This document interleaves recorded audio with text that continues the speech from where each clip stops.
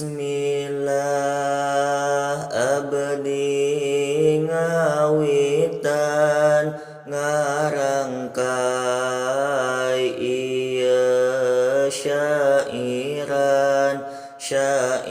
tentang percintaan nu ditikung babaturan asa lucu kadanguna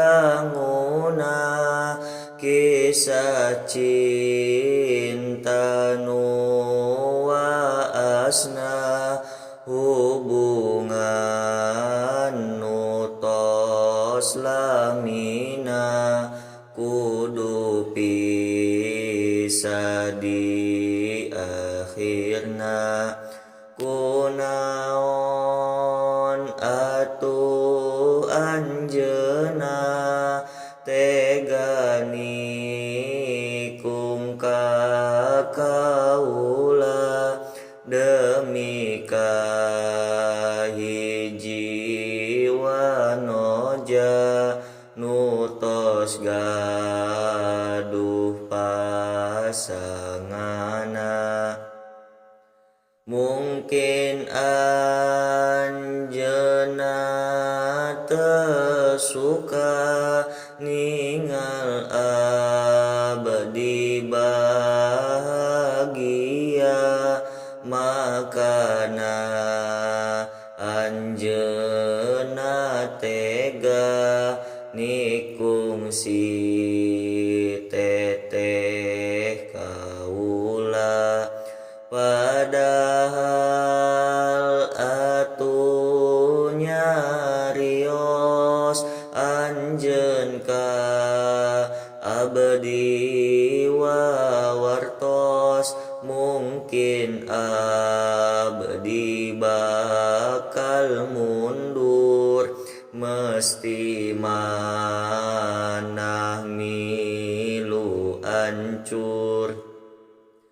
Teu nyangka abdi teu nyangka anjeun teh ningan berdusta ka abdi nu tos satia ku sabab hiji jajaka. Manah abdi nu nyarina ningal si teteh tercinta nu janjina rek satia. Ayeuna anjeun midua duka kumaha awalna si teteh ku bisa suka ka seseorang jajaka nu jadi orang ketiga.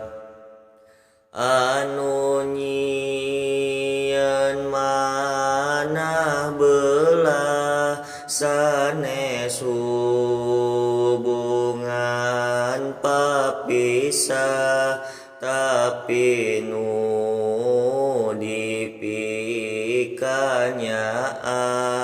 tertarik ka seorang sampah.